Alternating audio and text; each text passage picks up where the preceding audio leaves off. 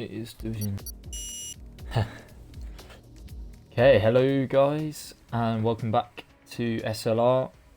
We've got the Division 3 race for you tonight at Belgium. I'm Ham, and I'm joined again this week by Mercs. Hello everyone, I hope you're all okay. So then, Spa, a very challenging track, one of my personal favourites and a very iconic track on the F1 calendar. So just sort of what do you think we're in store for tonight? Well, I think it's going to be a long race.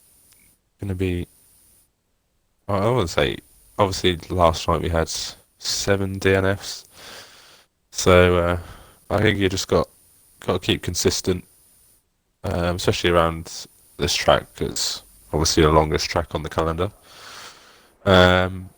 So yeah, I think consistency as always around any track is key, but especially around here. And trying to break the DRS as well early on with the long straight in sector 1. But yeah, I mean, anything can happen really. Yeah, so I can't entirely remember what the order of play was last week in the race. Don't know if you have any ideas. I did watch the stream, remember. but I cannot remember at the moment. No.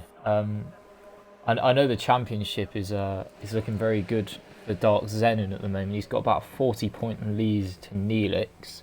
So and I believe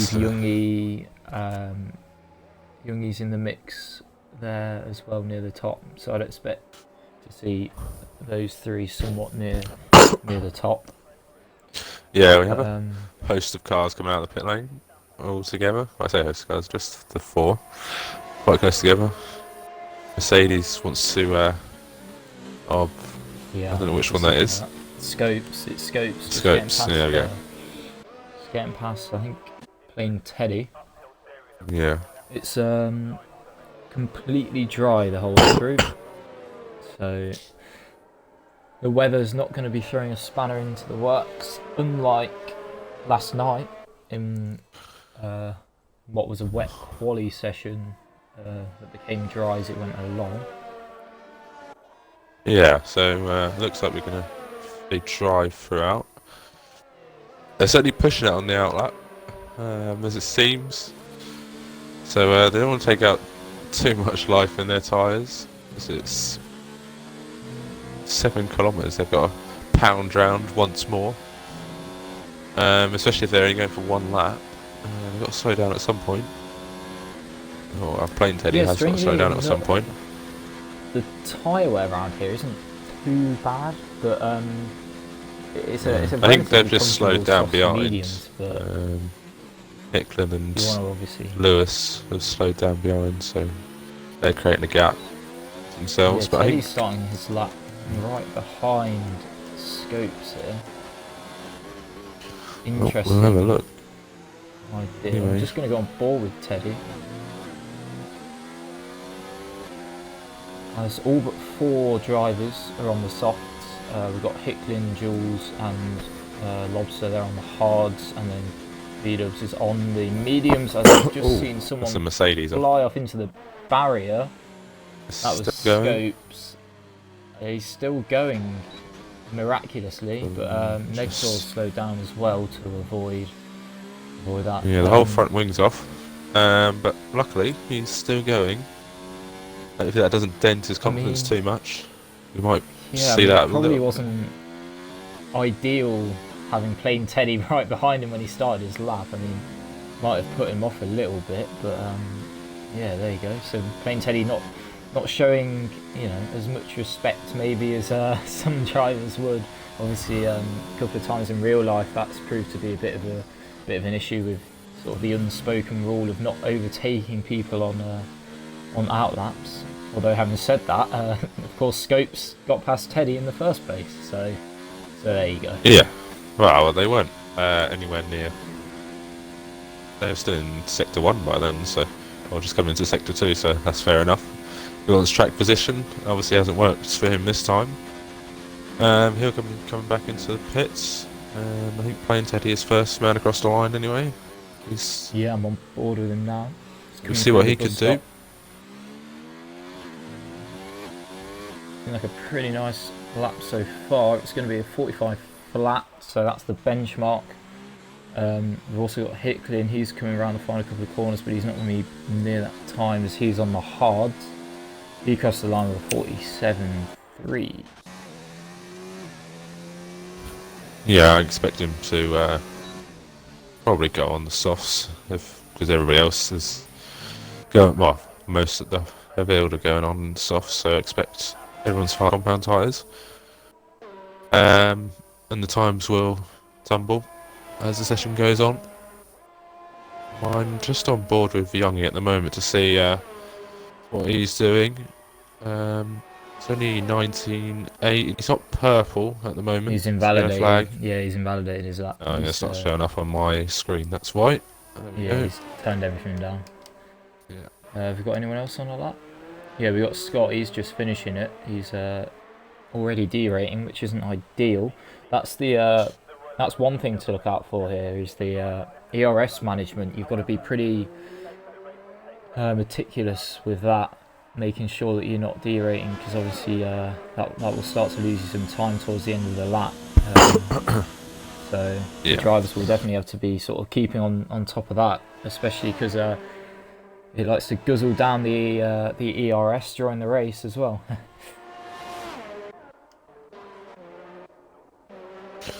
We had a Toro also parked on the apex of turn 5, I think that is. One of those. And the comb chicane, just getting out of the way of a load of drivers. Hopefully he didn't damage their lap times. Plain Teddy's still fastest at the moment. Yeah, Rock Lobster's still in the pit lane as well. Yeah, there's a few drivers yet to come out. Well, Gareth has yet to emerge as well, and Scopes, he had come out, but he lost it up the top of the hill, Radion, and he lost his front wing. Okay. So I just saw Nedclaw go 6th, but there's already quite a big gap emerging. It just shows how technically difficult this track is, that you're going to see some of the biggest gaps in terms of time throughout well, the whole calendar really. I mean, you've got Teddy on a 45 flat, and he's got half a second gap to Lewis, and then just 6th to 5th is 8 tenths already. I mean, I'm sure they're going to be a bit closer come the end of the session, but it just shows how challenging this track is. Oh, Zenon's round. Zenon's lost it. Coming in this, going for that left-hander, the car just went away from him. Straight. I was just on board with him then. He's coming through the chicane, he went for the left-hander, and then the rear just went on him. I'm not too sure. Maybe he just turned in a bit too much, put on the power a little too much, but yeah, not the best start as Craig has crashed. Oh, he's lost it. Yeah, he's lost it up the hill. I'll see if I can. Scott Laney, if you go on board with him. Quite what's happened. Yeah, I'm on board with him. Yeah. Oh, he's just. Yeah, he's crashed. He's just lost it up the hill. And we've also got yellow flags in sector 3. That's Nedclaw. I wonder if he's had a bit of an incident. I'll see if I can spot any damage on him. Yeah, he's missing an end plate, so I wonder if he's lost it. There. It's on the right hand side, so I'm not sure where, unless he's come out of Stabilo. And he's crashed there. But yeah, luckily he's not out. William, a Mercedes round as well at Puon. That is Scopes again. I'm on board with Jules here, as he's on a lap. He's a second and a half nearly up on his previous best, but that's still not going to move him up any positions. It's on the hards, he's on the hards, yeah. I've just had a message here. Apparently there's going to be rain in 10 minutes. So maybe there is a bit of a spanner being thrown into the works here as rain in 10 hits.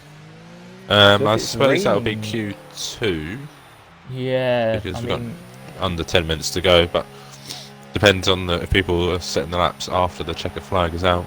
Could affect them then, yeah, but I expect Q2 is where we'll see the rain hit the circuit.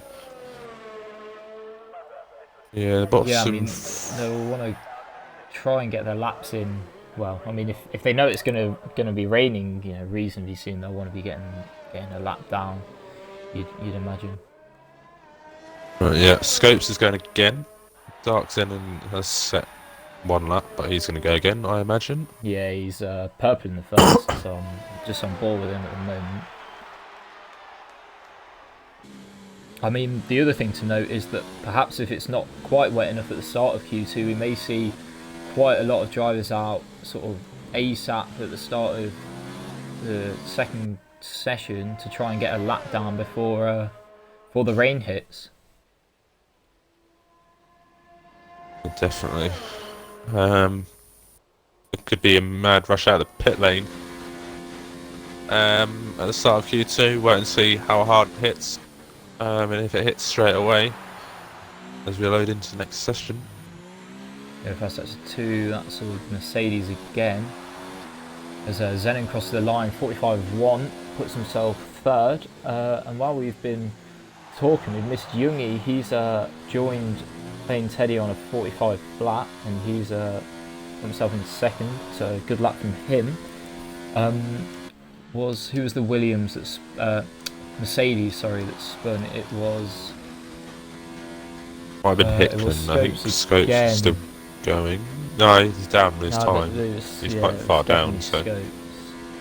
So he's really struggling at the moment. He's had a couple of spins. He's got damage. And he's hit the wall. Oh, he's got damage again. Front So he'll be probably pitting. Yeah, which he is. Taking it easy into the pit lane. It's not gone well so far for the Mercedes man. We still have Plain Teddy at the top of the timing screens. So his lap is proving good at the moment, but I'm sure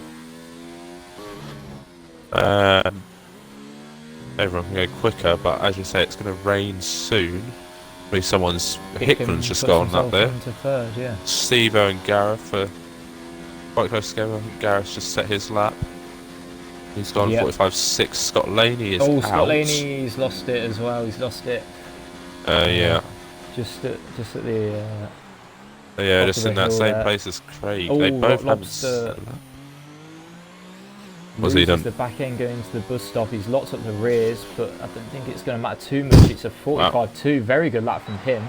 So he's clearly got some more pace in the tank as well, because he lost a considerable amount of time there, sort of drifting through the bus stop. But all the drivers as well on the softs.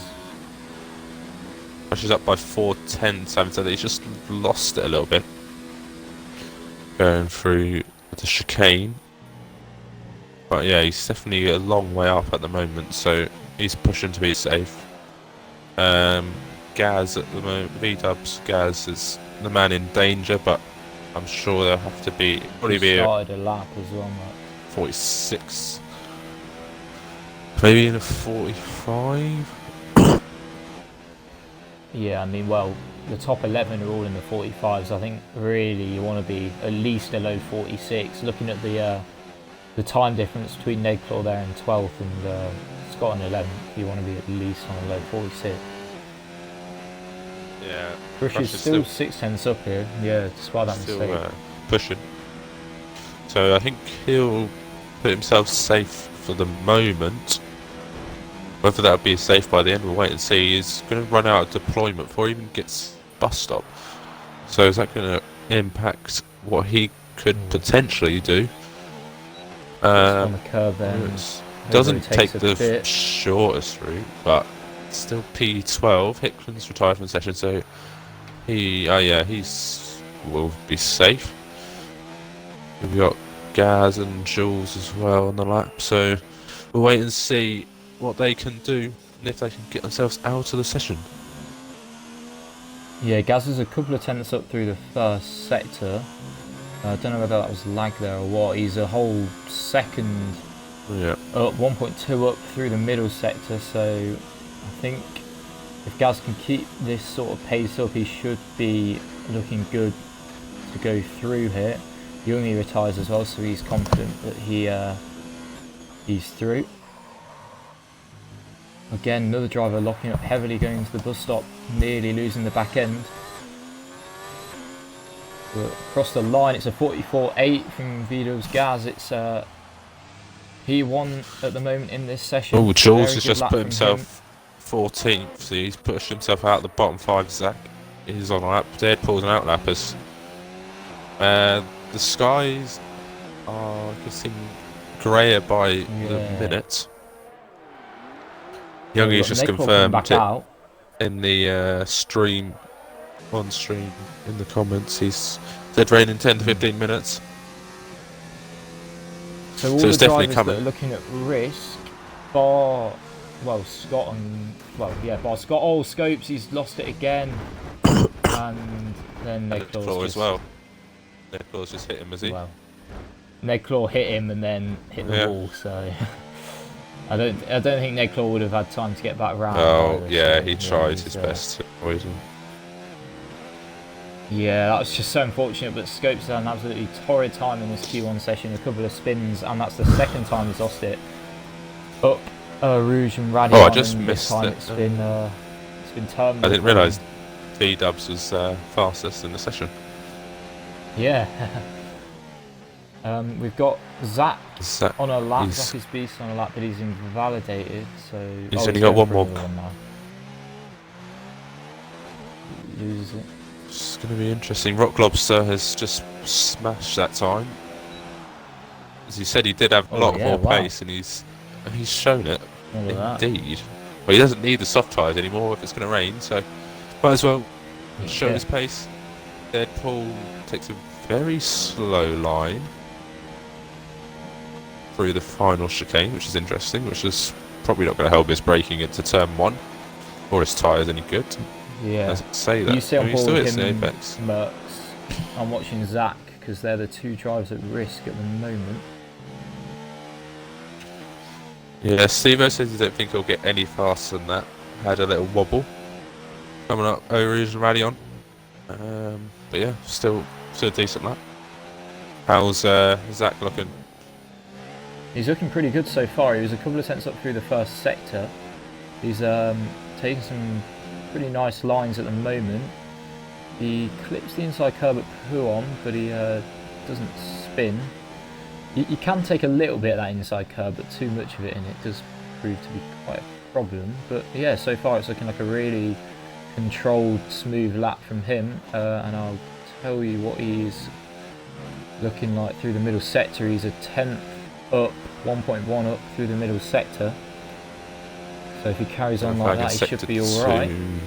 So Williams get out of the way.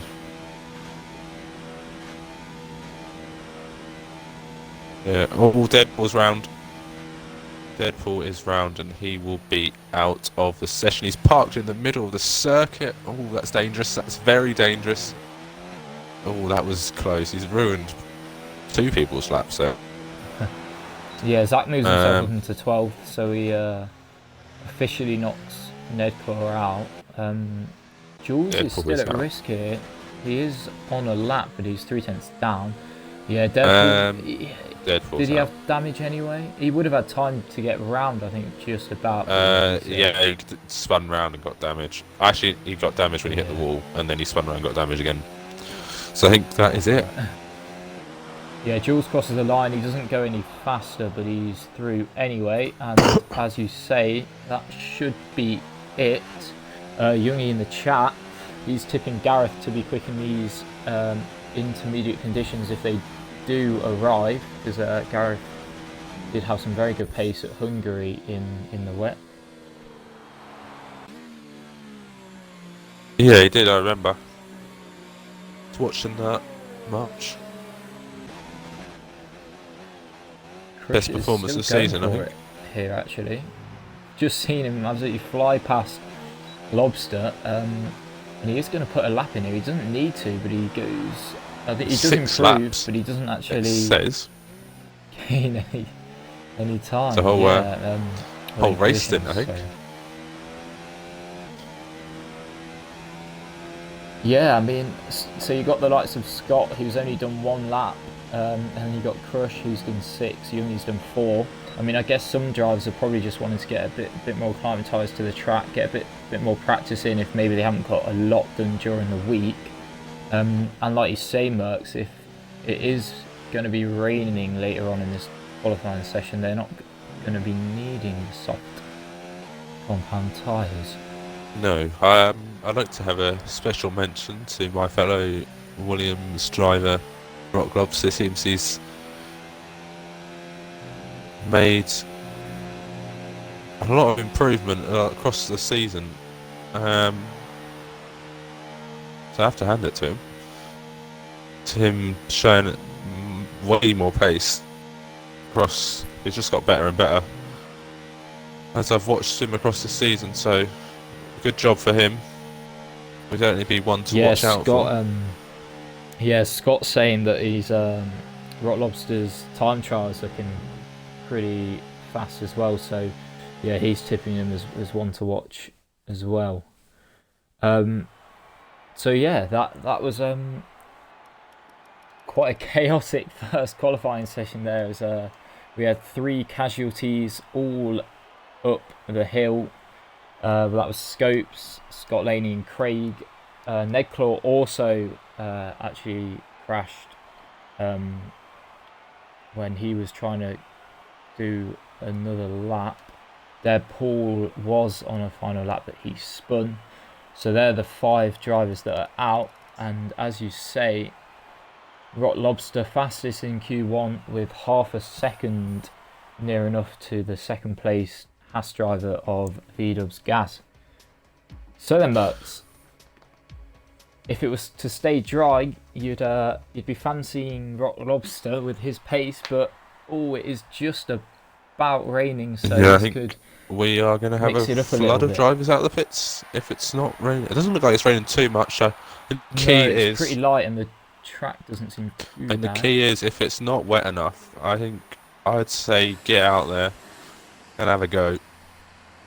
Because it's not, you haven't got a lot to lose. Obviously, you can crash out the session, which won't be great, but for a better grid position, you want to be on the soft tyres instead of the intermediates. I think I see a Mercedes coming out on the medium compound tyres. Yeah, I'm looking at what tyres everyone's got fitted. There's Lewis, right. Neelix, Jules and Hicklin all on the mediums, everyone else on the soft. So it's obviously not wet enough yet for the inters, but surprisingly, not as many drivers as perhaps we thought out straight away, although having said that, they are starting to flood out the pits now. As if you look on the track map there, it's just a train of cars all the way. So I think the drivers that will be struggling are the Williams drivers, I believe. Or is one's out there? No, one Williams, Rock Lobster. Well, any of these cars coming out now. So you got Red Bull of Orange Crush, McLaren of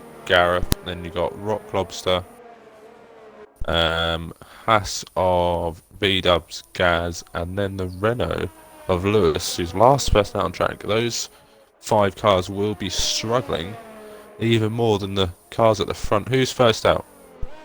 It's Jungi first out. I mean, I think he's doing the right thing. That's what I'd certainly be doing, trying to be out there as soon as possible, trying to get a lap in before the rain really starts coming down, because if you can get a lap in and then it starts raining, you're just going to be in such a better position than anyone else. It's the longest out lap of the season, and you're about nearly a minute or so probably ahead of is it Rock Lobster, who's the last car out on track? It is Lewis who's... Oh no, Lewis has overtaken Rock Lobster, so yeah. And they've got quite a few drivers on the mediums as well, so you'd think, the soft tyres will provide more grip in these conditions. Or spare tyres, anyway. But we'll see what Youngie can do. Yeah, it's definitely getting wetter now. Youngie went very deep into turn 1 and he's struggled a little bit for traction on the exit. Let's see what sort of throttle inputs he has up running on. Yeah, it's pretty everyone's going deep at turn 1. Yeah, he's just trying not to push it. So Youngie could be in a really good position here. In fact, well, one of the other Alpha is pitted, but I was going to say the first 10 cars in order are looking Oh, Plain kind Teddy's of round. better than anyone else here at the moment. Plain Teddy's in the wall. Cars Oh are yeah, we've pitted. got Crush is pitting as well. So Youngie's teammates pitted. Yeah. Yeah, a couple of the guys are not even fancying setting a lap in these changeable conditions. Yeah, it's going to be tough. It'll be tough now. Wait and see. Rock Lobster is round at the final corner. It's going to struggle to get this round. Youngie's looking pretty smooth so far. As we've got yellow flags in every sector. Lobster, Lewis is round Jules as well. And Lewis. And another yellow flag down the back straight. The camera straight, sorry. Russia's sector into Youngie very wide into the third sector, God. nearly hitting the tyre barrier on the outside, but he just about gets it out of it. So there's a lot going on at the moment. Yeah, it's pretty chaotic. I'd treacherous. Still fancy Youngie for pole. Oh, here, Steve-O's round. Steve-O's round. The rate of the conditions. Is Steve-O round through Blanchimon? Yeah, he is. Backed off as well. Youngie across the line, 56 flat. 6. It's going to be touch and go. Scott. Yeah, Scott's going to be slower than Youngie, and I imagine everyone is from now on. So Scott does a 57.7. Who's the next driver? Yeah. It's Neelix. Everyone's slower. Zenon's going to be 2 minutes. Oh, Zach does a 56.6 though. So he goes faster than a few of the guys around him. So he's mastered. Orange Crush. Yeah, Zenon 2 minutes 2, and he goes into the first corner again. V-Dub's Gaz has just gone purple for his second sector and then come out of the left-hander. Oh no, not left-hander, right-hander. And gone onto the grass. Ooh, So going to the bus he was on stop. a good lap. He was, but he's going to have to pit now, yeah. So Orange Crush has come out already. DRS is now being disabled. I think we could just take a little breather after that. I think Youngie. Well, I don't entirely know what a good inters lap is around here actually. So I would say that Youngie. I think he's on the should border. Be safe, but I'm not sure. Yeah. I think he's on the border of the intermediates. They're usually about, I'd say, 10 seconds or so, or just over 10 seconds, I'd say. So I think Youngie's on the border. He might just be alright, but it's going to be touch and go. But I imagine everyone's got dry setup on as well. Want to beat his lap in some way, so that he can start on fresher tyres. Yeah, for sure. Track is getting wetter by the minute, so yeah. We'll wait and see. It's I'm going to be on board with Crush now. He's the first one out. He's going to be the first one to set in the lap on the inters. Yeah, it's going to be close, I think. This will be quite a good way actually to tell what sort of time is going to be safe. Ooh, someone's selected wets. Oh no, they've gone back to inters. Yeah. Crush is actually, his throttle inputs slightly more aggressive up the hill than Youngie was, so maybe that's sort of showing that he's almost got a bit more grip actually as it stands. He does go purple for the first sector, but that's only up on his own time, of course. Yeah, just to interject, Youngie says that was so hard on the softs, had to take the gamble, and could have gone much faster if he had the balls. So yeah, I think you don't really want to crash out. I mean, it was worth the gamble at the time, so everybody tried it. But yeah, we'll wait and see come the end of the session. Like you say, you'll probably want to improve if you can, if it's even possible.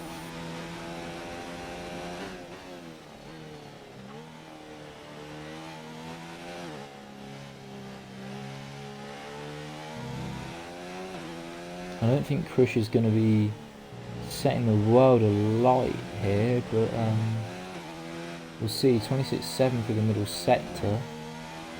Seems, if I can remember, slightly slower than what Youngie was doing. Youngie says if you crash, then game over. So he's just taking it easy, which is fair enough. It's probably the right thing to do.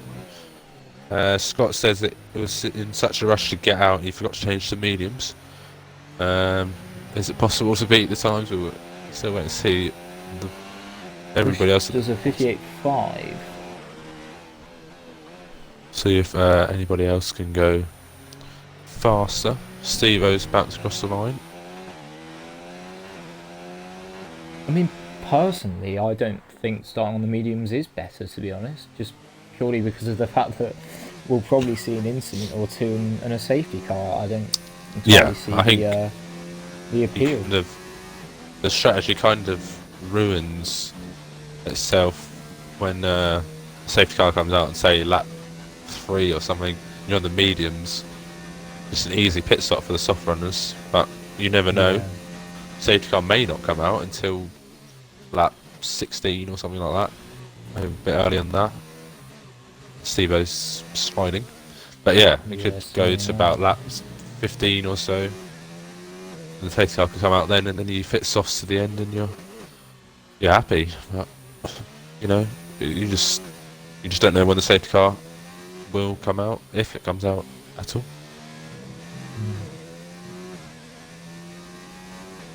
Freeman says it's better to start on the softs.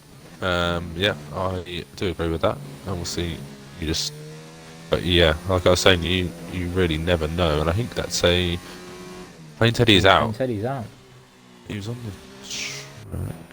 Yeah, Blanchimont. And see. He's crashed at Blanchimont on the right. Catched it probably. Oh, and just the car snapped on him. That's not good news for him. Wait and see if people. Steve-O. Oh, Steve-O's losing it. Well held from Steve-O there actually, as he was losing the back end going into the final sector. I think we were both a bit worried then. We kind of just switched to Steve-O. I'm sure it was a heart in mouth moment for him as well. Crosses the line. It's a 59.3, so not a bad lap from Steve-O. I mean, considering not too many of the drivers have set a lap on the Inters, it's kind of difficult to tell really what sort of lap they want to be looking at, as we've got just over 4 minutes left in the session and only 9 drivers have set a lap. Yeah, I mean, Plain Teddy is out at the moment, but you're just going to have to try your best to get around. They probably haven't done as much practice as they would in the dry, so yeah, the wet can provide some problems for some drivers, especially when you've got a dry setup on. That's everybody will have. So the rear of the car is going to fall away very quickly, but we will wait and see as the Alfa Romeo of Jonesy, or however you say his name, I still don't know. We'll go with that. Jonesy, I think. Yeah. Jonesy. There we go. I was just saying that. I don't know. Yeah, well, he's next across the line. Anyway. Crush has retired. In the pit lane? In the pits. Yeah. With sorry. With a 58.5, which is, well, I don't know if safe. Is it safe? I don't know. Well, Gaz has just gone quicker than him, so maybe it isn't safe. Yeah, I'm not sure it is, because Neelix, as well, is a couple of tenths up on his best lap through the first sector, and you'd imagine that he'd be able to find maybe a bit more time, so that'll bump Crush down to 7th, and then he's really on the edge, because the Dark Zenon's only yet to even set a lap. Dark Zenon's only gone P10. Championship leader, struggling a bit then by the looks of things. Yeah, Lewis is still in the pits and coming out, so he'll have to go around quite quickly. Oh, and he's lost it as well up the hill, Dark Zenon. I think it could be him out. Oh, and Neelix has lost it as well. Is Neelix he has still lost in? it through Blanchimont. He's still in, but he's ruined his lap. He's got He damage was as well. down as well on his time for the Minnesota, and he's lost an end plate. So I'd imagine that that's going to be his Q2 session over. We'll wait and see whether he gets through to Q3.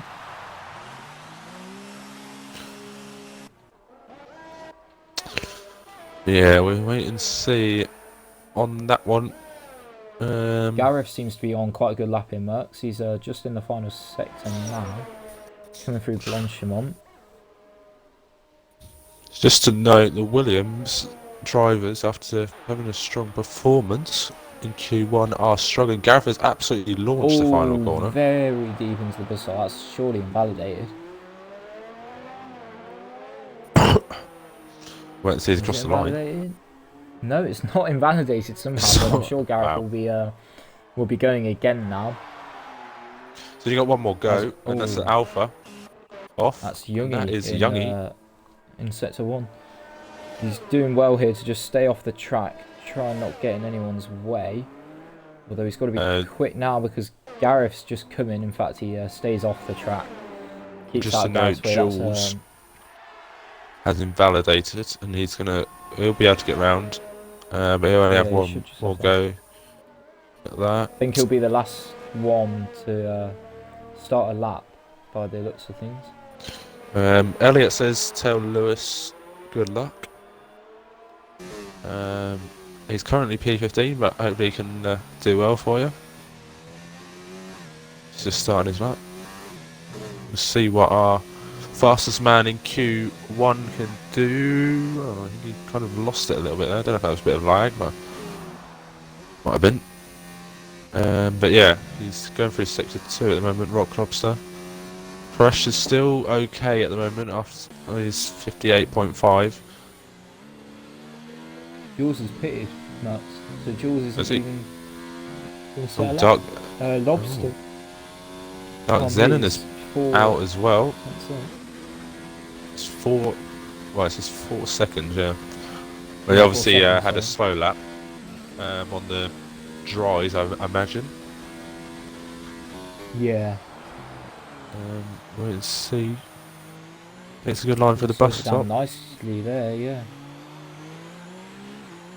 And he get himself out of the bottom 5. Yes, he can. Someone else has gone up there. And so does Hicklin as well. Moves himself up to 3rd. Orange Trash is in trouble at the moment. Is he? Steve is 9.8 seconds down. Yeah, he just made a mistake. So Lewis has gone purple, but on his time, I think. Yeah. Lewis could knock out the other championship protagonist here in Neelix. We've already lost the championship leader, Dark Zenon, in what is perhaps a bit of a surprise. But we'll wait and see here. See if Neelix is going to be knocked out by Lewis. Coming out the bus stop now. Doesn't look great for Neelix. Yeah, he's been knocked out as well. So Lewis goes through 58.4. So both the top 2 in the championship failed to make just gone the faster. Top 10 here at Spa. And as you say, Scott also goes faster, I believe. At the end of that session. Time set on the Winters.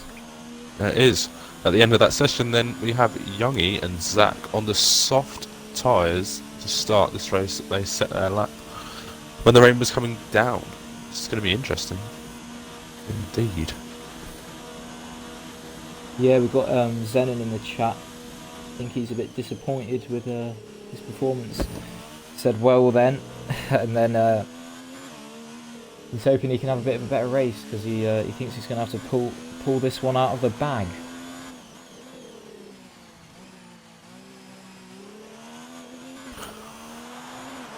Yeah, we're waiting for Steve-O to get in the pits.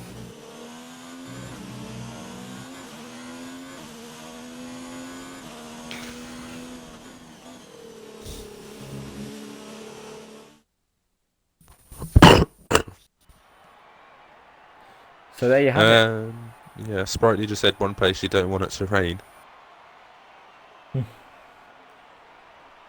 So in the changeable conditions here in Q2, we saw Youngie and Zach.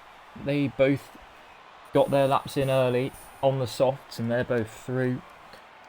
Everyone else from Scott down to Crush, they had to go onto the inters, but they all got through. Neelix gambled on the mediums. It was looking like a pretty good lap until everyone started beating it on the inters, and then he just couldn't quite improve. Steve-O, Zen and Jules all couldn't get a lap quick enough in, and then Plain Teddy, he was yet another casualty in this qualifying session. I believe that's about the 5th we've had thus far. So if that's anything to go off, we could see a few incidents in the race, as the rain seems to be even heavier now. So I wonder if we could see the full wets towards the end of this session. We have a Lewis fan base in the chat. A couple of people in there. He says no pressure, please. Well, he did win that race in Austria, didn't he? When the changeable conditions. So see what he can do in qualifying with these changeable conditions.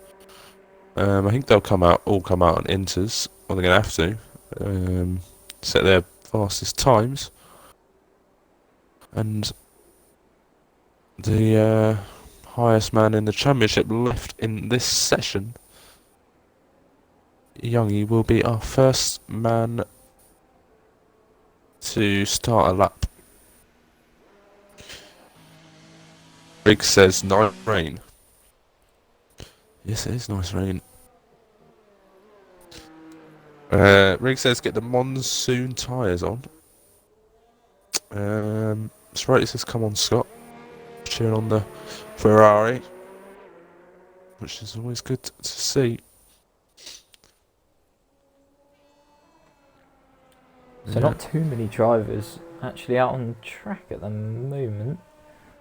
There's only 4, about to be 5 as Hicklin coming out of the pits. But again, it's Youngie who's going to be the first to set a lap. He's going to set the benchmark for everyone else to follow and try and beat. He seems to have pretty decent pace in the dry, but we haven't really seen what his pace is like in the inters yet, as he didn't actually need to set a lap in the second session on the inters. So this will be interesting to see whereabouts that puts him. I can't imagine anyone's going to be going much faster than what they did in Q2, as the rain seems to be getting heavier. Not the ideal start to Youngie's lap, as he goes very deep into the bus stop. So a bit of a compromised line there, but we'll stay on board and see how he gets on.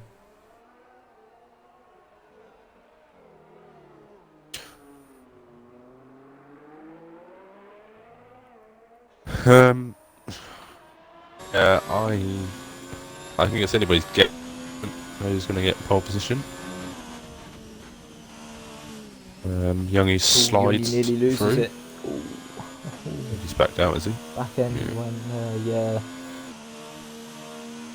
We've still got, what, 4 drivers in the pit lane? Which is interesting. On board with Scott, but he's also lost it up the hill, and he's out. Oh, you could see that coming. Yeah. As soon as the back end went, it was just, well, one-way ticket straight into the barrier for Scott. So he's out, which is such a shame, because he seemed to have some pretty good pace in the inters there at the end of Q2. But unfortunately, we're not going to see what he's able to do. Lewis as well, all 3 drivers who have been up Radeon so far on a flyer haven't seemed to be particularly comfortable with it. As Lewis, yeah, Zach is struggling as well. Let's see what Hicklin does. He's spinning as well. He's round. Or Oh he's managed to no. save it. So Zach and Hicklin have done exactly the same thing. Maybe is this track just too wet? Oh, and Zach and Hicklin kind of Maybe, I mean, almost come together on track as they were both just re-going after both losing it. So I think that's all yeah. drivers have lost it up the hill so far. Yeah, I mean, Lewis had a bit of a twitch on the back end, but it was nothing too serious, so he should be all right still. His laps look pretty neat and tidy thus far.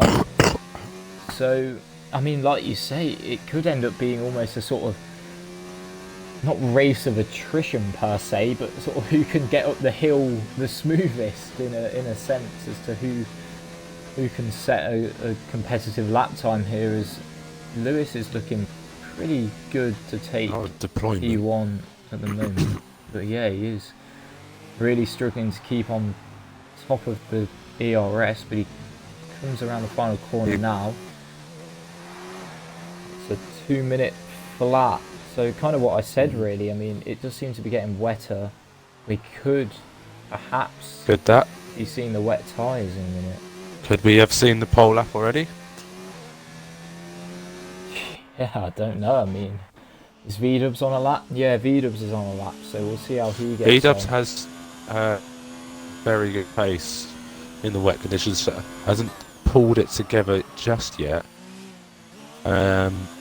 He seems to have some fairly decent pace coming through the wet with a slide through Lafania chicane. It's come through Stavelone now.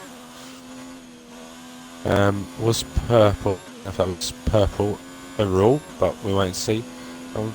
Now through Paul Frere curve up towards Blanchimont.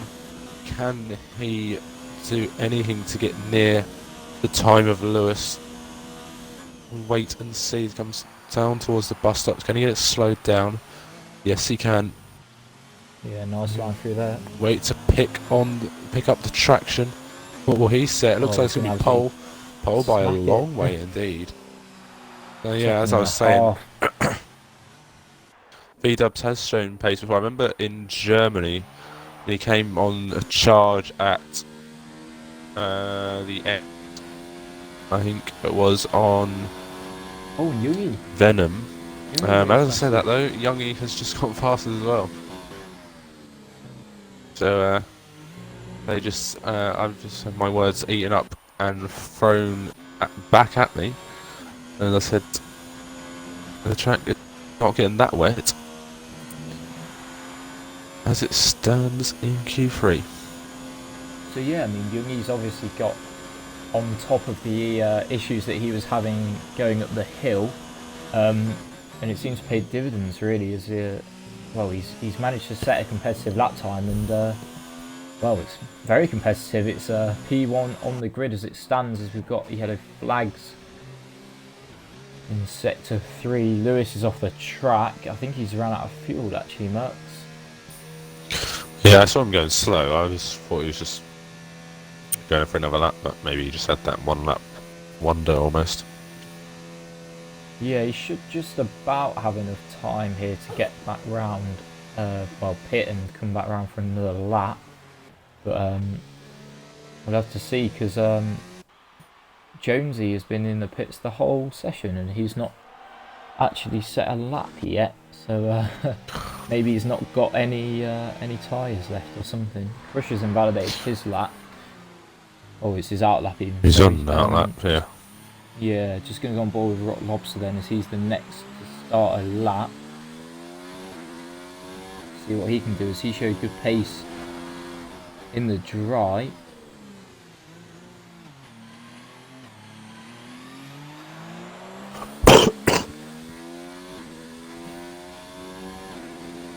I'll just show you some chat action. Sprightly said, "Come on, Scott." And then he goes damn and blast when he's realised that Scott has crashed. And then Steve-O says, "Come on, Gareth." And Sprightly says, "Come on, Steve-O." But Steve says, "I wish." Where's Gareth at the moment on a lap? Is he? Yeah. Yeah, he's on a lap. So Lobster let's see. invalidated, so I've switched over to Gareth. Briggs says, "I'll back the Scottish driver." Any Scottish drivers here? Oh, no, Scott, is he the only Scottish Yeah, we had driver? Scott. Yeah, we had Scott. He's the, I believe yeah. he's the only Scot left in the session. Yeah, Scott's not happy with himself. Elliot says Lewis OD's Barmy Army. And Sprite says Got a Scott whole fan club going here. almost. Yeah. Sprite says almost no throttle up the hill in these conditions. And then says good luck to my boys Orange Crush and Rock Lobster. Bottom 2 at the moment in this session, but haven't set a lap. Yeah, I mean, we could see some drivers having, well, gaining grid position, as it were, simply by actually setting a lap. As if you look at the time difference between Jungi and Zach, it's a 3.5 seconds almost, and yet Zach's 4th on the grid as it stands. I mean, if the drivers can just set a half decent lap, they should see themselves in a reasonable grid position here as V-Dubs goes even faster. 56.2, what a lap from him. He's absolutely destroyed Jungi's lap time there as Gareth crosses the line. 57.8, puts himself into P2. He's got Jonesy just behind him, about to start a lap. But I will... Oh, Rock Lobster's crashed. He's crashed, yeah. I was just on board. Out. Has he got damage? I'm very surprised that he's not out of that session because his car literally just bounced. But yeah, I think that's him. Got damage, has he? Yeah, he's lost an end plate actually. Yeah, I think that's him done for in this session. I mean, he may as well still set the lap, although Jonesy as well, actually. Jonesy's just lost it up the hill, so he's also losing the... is missing an end plate. But, sort of, continuing from where I was sort of... P3. From what I was saying earlier, if you can just set a lap, you'll gain a grid position or two perhaps. As Hicklin... Yeah. He's on one now, I'm on board with him. I think Lewis is... I know, I think yeah, it's going to be the last man across the line. We won't see the final laps of the session. Steve says Gareth's on fire. I think V-Dubs is the one on fire at the moment. Tell you, I ain't complaining. Being a Haas driver myself, it's always nice to see because the joint constructors is really close between about 6 or 7 teams. There's only about 100 points in it, so all the points you can get at the moment, boys. So there you have it. As V-Dubs actually loses it, or is he? No, he's just slowing down to let through. Hicklin seems to be on a pretty decent lap at the moment. He had a bit of a slide through Puon, but other than that, it seemed pretty good. He was a few tenths up on what Gareth set through the first sector, if I recall. Yeah, Rock Lobster came into the pit lane in the end. Yeah, he decided not to finish his lap, whereas Jonesy, I believe, has carried on. And yeah, so he's going to gain the positions because of it. So Hicklin round the final corner, looking pretty good. It could be P2 here. It is P2. Youngie's lost it. So he's not going to improve. For Hicklin, P2. Youngie has lost it. Yeah, he's missing his whole front wing. Crush has watch out for Lewis. And Lewis is 1.6 up as he comes into the bus stop. Is he going to gain any more than that? He has gained quite a lot of time, but it's still only 6th place for him. So there you have it. An absolutely flyer of a lap there from V-Dubs to take pole by a second to the nearest car, which was Hicklin in P2.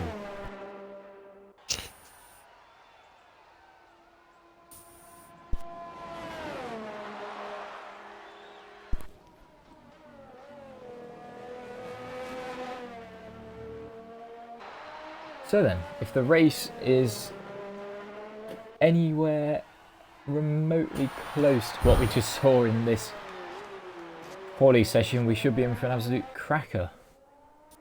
Obviously, we're Yeah, going back to the dries. yeah.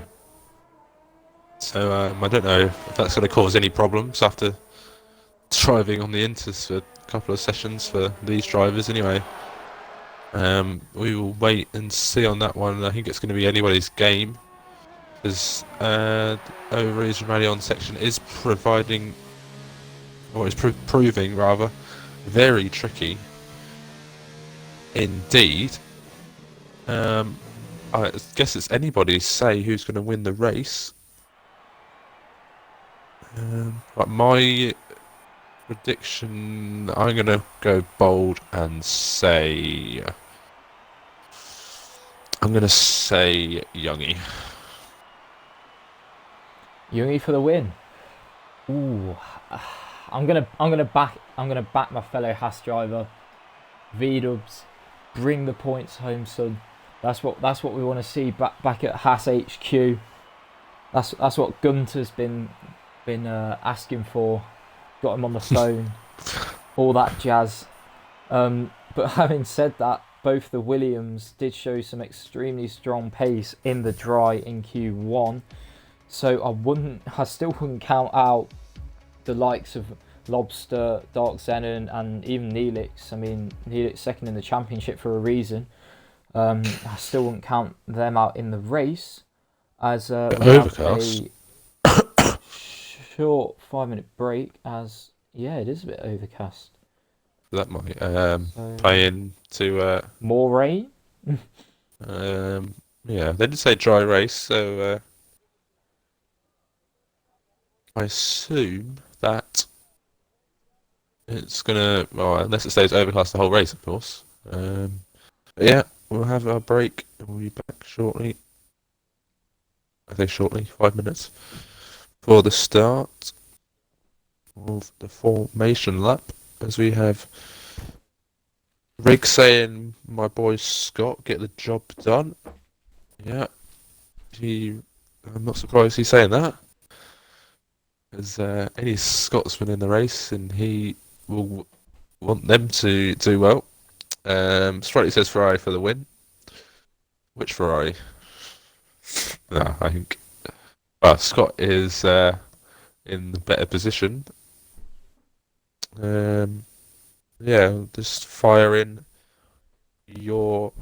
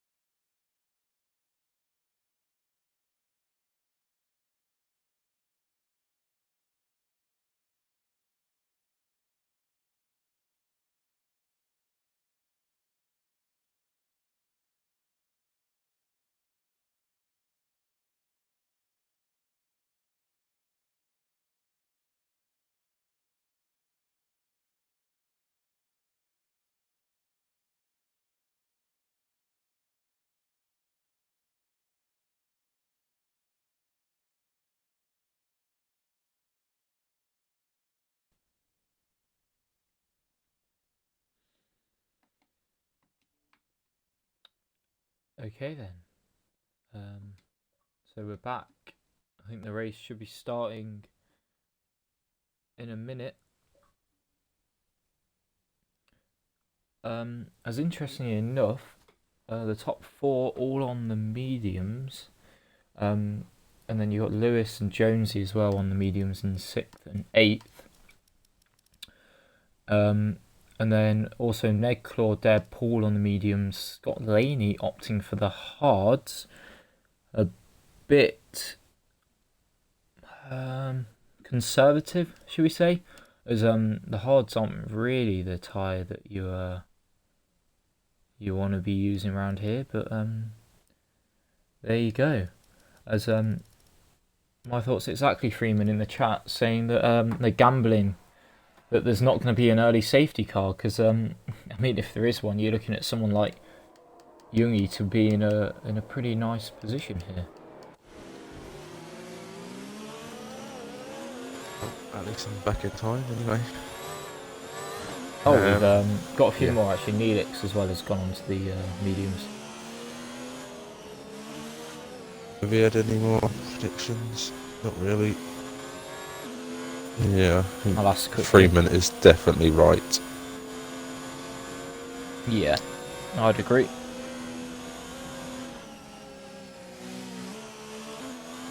I hope Scopes as well could have a bit more luck than he did.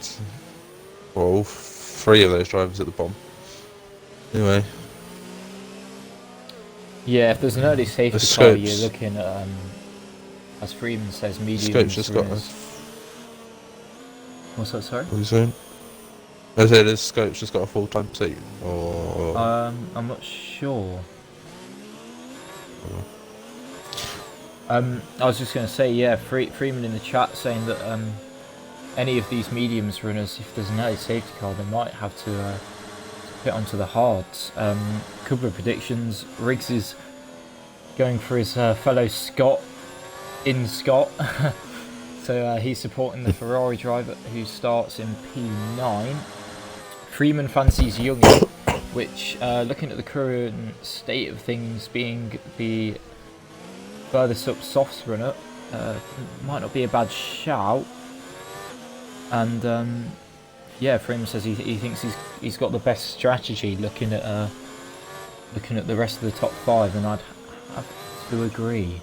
Oh, Crispy says he goes to Hickman. Hello, Mercedes driver. Yeah, so I think there's a lot of team support going on here, which is expected.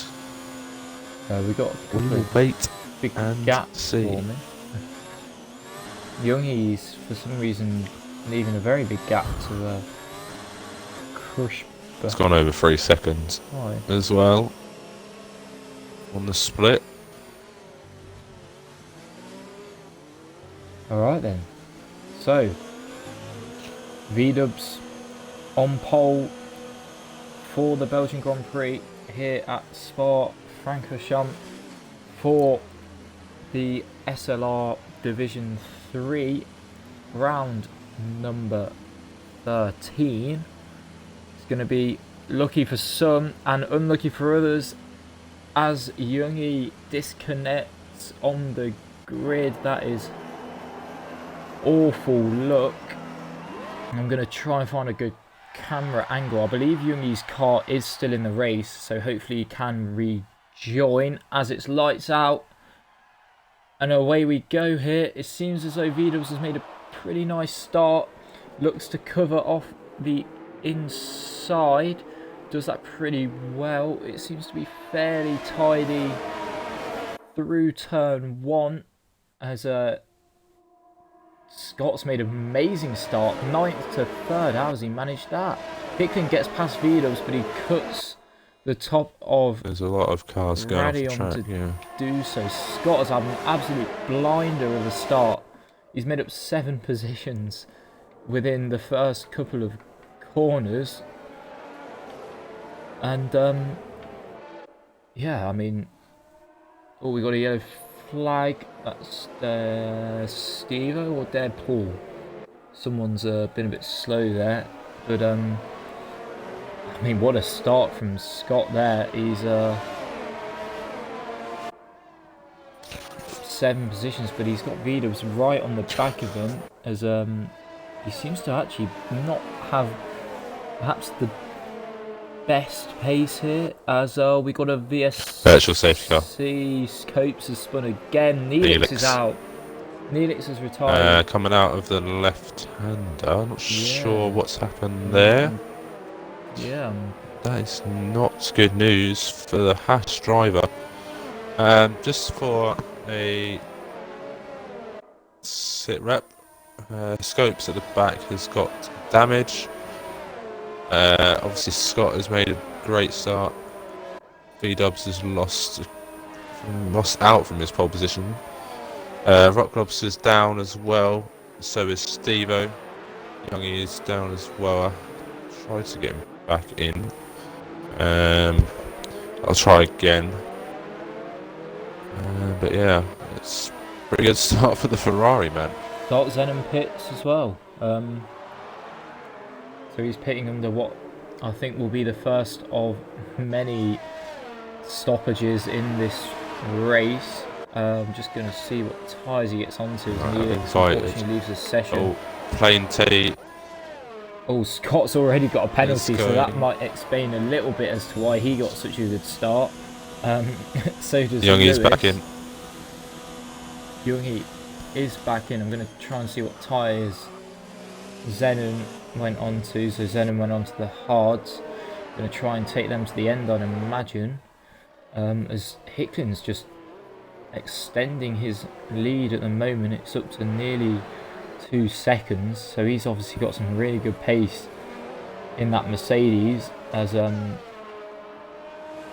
Vidos is still relatively close to the back of Scott here. So maybe Scott hasn't got the greatest pace, but obviously had a fantastic start. Yeah, as Youngie rejoins, there's a massive train behind him. Yeah, and Youngie's off. Youngie's gone. And there's a massive incident. Massive incident. That's a lot. Oh my god. Right in front of Scott Laney. Scott Laney's gone. There's a safety car. That was not a nice thing to see. Wow. Scott Laney, I think, is somehow still in this race. Nedclaw tried to come back onto the track, but he came on right in front. Yeah, that was poor. Of Scott Laney, who collected their pole as well. I think still just a bit of an innocent bystander trying to avoid it all. Scott Laney's lost his whole front wing here, and he's in a bit of a predicament because he's on the hards already, so he's probably going to have to pit for the softs and the mediums. No one, surprisingly, into the pits. Yeah, I mean, I think Youngie has said his wheel and pedals weren't working, and his car literally just veered off to the right. So obviously an equipment issue there, and then that's just caused a chain reaction at Nedclaw, and then just I think Scott Laney's. Who else is involved in that? Yeah, Scott Laney, Deadpool, Nedclaw, Jules was caught up in it in some way. 6 drivers in the pit lane. Yeah, Jules pitting onto the mediums. You can just about take them to the end. So be interesting to see what Scott Laney does as well. Yeah, he also goes to the mediums, but he's gonna have to repair his safety car will help. Yeah, that was. It's not the greatest sight to see in any circumstance. Plain Teddy has lost his end plate under the safety car. So he may run into the back of Orange Rush. I'm not sure. So, yeah, I mean, out of all of that, the biggest loser, or one of the biggest losers, still running has got to be Hicklin. I mean, he had a 2-second lead to Scott, and that's evaporated because of this safety car. A big pile up involving 3, 4, 5 cars, if not more. We had a couple of retirements as well. And it all sort of sparked from Youngie, unfortunately, rejoining and not actually being able to drive. He had a bit of an equipment failure, not his fault, just one of those unfortunate things, but it just happened to, well, cause a pretty severe incident, and that is why the safety car is out. Yeah, very, very rightly to see the safety car out. With, I think we were lucky not to see the safety car out after Neelix's incident, which only caused a VSC, but he was off the racing. But yeah, 2 cars sitting on the track, retired. Very much needed a safety car. We haven't had really any proper running apart from the opening parts of the lap. Scott's taken half a lap both times, haven't we? Scott's taken advantage of that. Plain Teddy does pit with his damage, which is probably wise. He's restarting with damage. I'm surprised Scott hasn't pitted on the soft compound tyres. I mean, to a degree, but I mean, if it carries on the way it is, probably expect to see another safety car relatively soon, and then that would be a pretty good time for him to pit onto the mediums. But obviously, that's all hypothetical. I mean, personally, you're getting effectively a free pit stop, so I think I would have pitted there. Yeah. I think what's another thing that could run through his mind is you've got Hicklin and V-dubs on the medium tyres, and they're not going to pit as well, so you're kind of still racing for position. Yeah. As it stands anyway. I've got insider knowledge that the mediums can do basically the whole race distance, but as you say, I mean, he's effectively racing the guys around him with the softer tyres, and if he gets a start or a restart anywhere near to what he got at the start of the race, you'd expect him to absolutely blitz past Hicklin, but we'll have to wait and see here. Yeah, I've got some more news on Neelix. He went wide after pull-on to avoid someone spinning, and then he lost it himself. Yeah. Which is obviously unfortunate. He's got a penalty. Penalty? Has he got any damage? No, he hasn't, so it's just a light tap on the rear, but that is not really good for him. Scopes has halved his grid position, but he started on the hards. Yeah, I think so he'll have to pit again. I think it was Scopes who actually had a half spin in pull on the first lap, but I mean, maybe I'm wrong, because obviously he's up in 10th, but there was definitely, as Neelix says, someone who half spun, because that's why I noticed the yellow flags at first.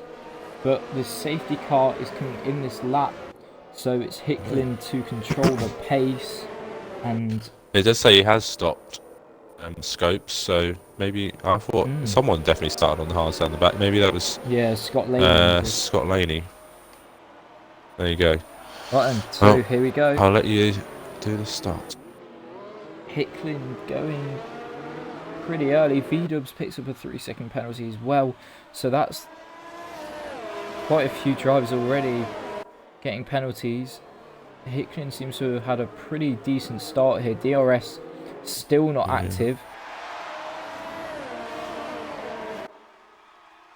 Let's see if Scott can get a run up the hill. Pretty quiet at the back. Bob Club's had a poor restart.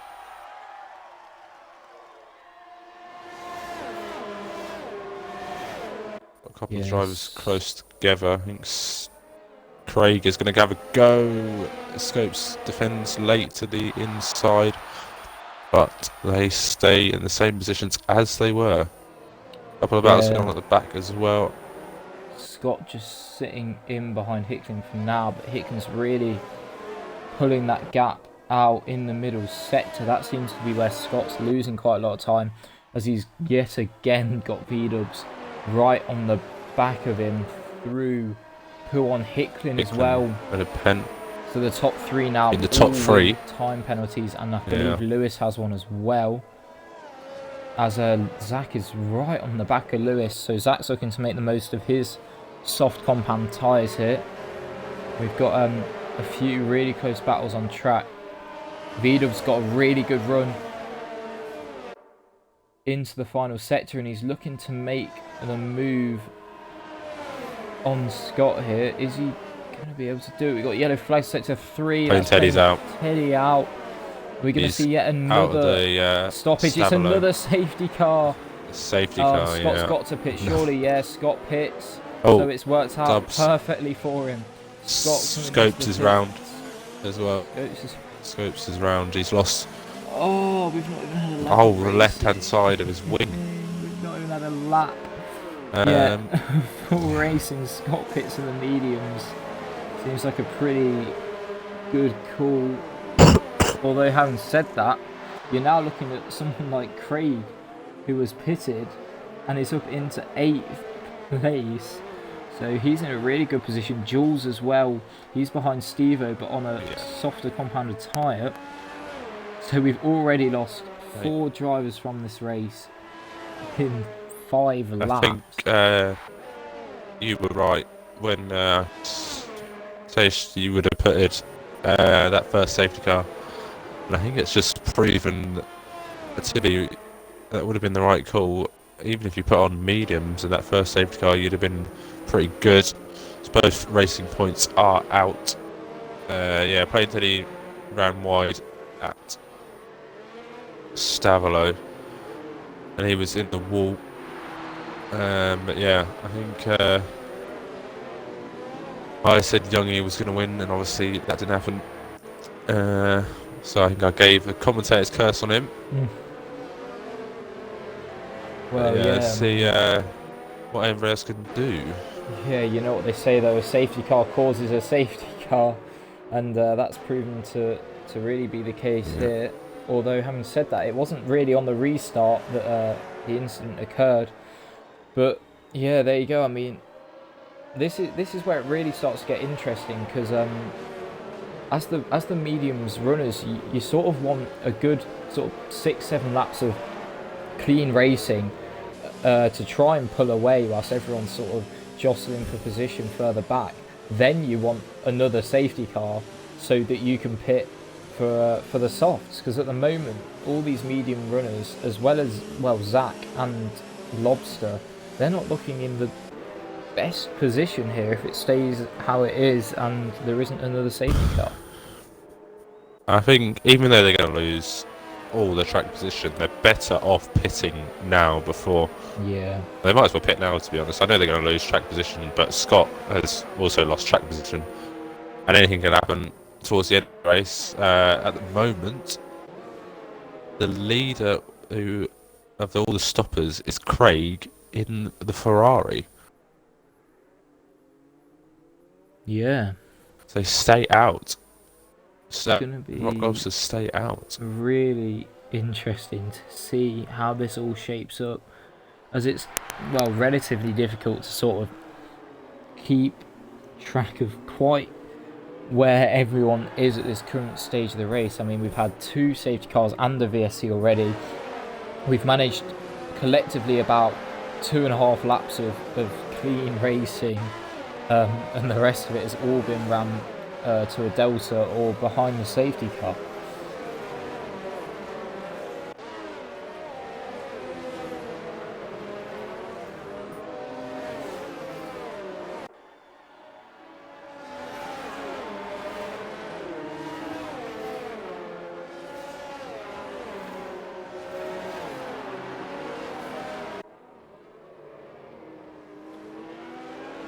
I'd imagine we'll see the safety car in this lap, because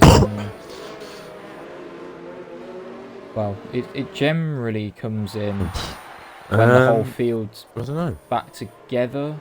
It might do 3 laps, so I'd assume so, but we might see it go around for one more, which nobody wants. It seems unnecessary. Especially, yeah, with a 22 lap race, we are only going to get about half the race. We're actually green flag. Yeah, we've lost basically 7 laps of racing already here.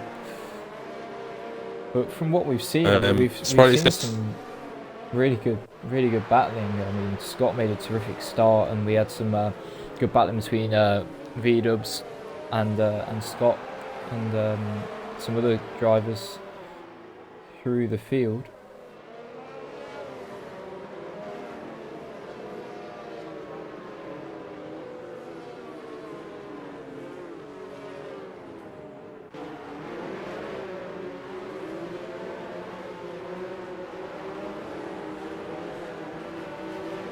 Is the safety car coming in this lap? Yeah, it looks like it is, because Hicklin's backing off again. So Hicklin will want to be, well, picking up from where he left off, getting another good restart and trying to pull another gap out. I'm not sure it will be quite as easy this time though, as he's got Vidals behind him, who seem to have some pretty good pace at the moment. But here we go, Hicklin's gone a lot earlier than he did last time here, but it seems to have worked out. He's sort of caught Vidals off guard. Oh no, oh, big incident, I didn't quite catch it, but I saw a Haas flip over in front of me. That's V-Dubs, he's gone, so that was my tip for the win. V-Dubs, I'm not entirely sure what has happened to it, but he somehow ended up in the pits after all of that. Probably going on to, oh, he's going on to the softs as well. I really don't know what has happened. He's also having to serve a penalty as Scott pits again. Mayhem on the restart. Oh, Mertz is disconnected, unfortunately. We've got a 3 wide, Craig and Lobster. Can Craig get the move done? Yes, he does, and Steve-O gets through as well. Jules as well gets through, so Lobster's obviously got either some sort of damage or he's just really struggling on those tyres. Yellow flag in sector 2. That is Gareth, I believe. He's going a bit slowly. And Lobster, no, it's Lobster. Lobster's lost a lot of ground here. Is there something wrong with his car, or... Yeah, he's got a rear right puncture here, Rock Lobster. So that would explain why he's lost so much time. Yeah, I mean, it just mayhem at the restart. Lewis is up now into second, and he's got Zach on the softs right behind him. I really don't know what is going on. Absolute mayhem here on the restart, as I'm still trying to get over how on earth there was a Haas sort of barrel rolling in front of me as I was trying to watch the restart. We've got yellow flags again, sector 3, that's Scopes, he spun again. That's about the 5th or 6th spin Scopes has had this weekend. Gareth picks up a 5-second penalty for corner cutting. Crush pits as does Scopes. It's getting a little bit messy and trying to keep tabs on what's going on as Hicklin gets another penalty here. It's yeah, it's proving quite difficult to know what's going on, but what I can tell you is that Craig is looking in a very good position at the moment, being the only driver, or well, the first driver to have pitted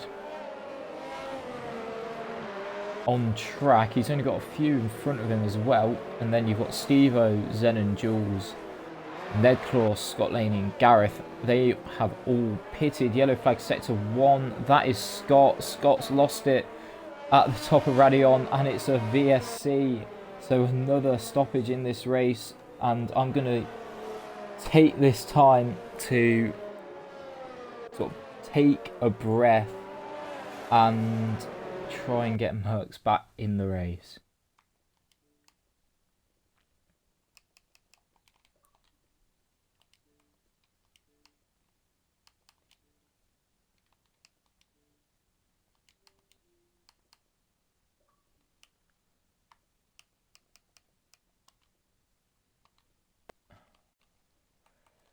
Hello.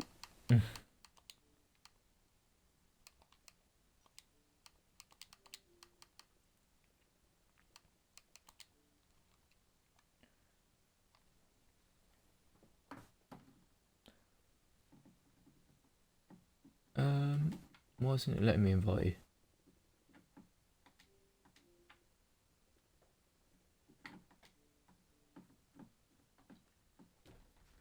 It's not letting me invite you.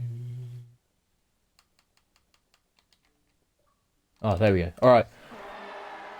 Okay, we're back. DRS has finally been enabled in this race. As Jonesy as well gets a penalty, but he's got a really good run on Zach. He makes it stick. Gareth gets a penalty as well. As Steve-O has a good run on Craig. So Steve-O showing some really good pace here on the hards. Although I think he's just made a bit of a mistake because he's lost a considerable amount of time to Craig there. But are you back in, Mercs? Are you here or?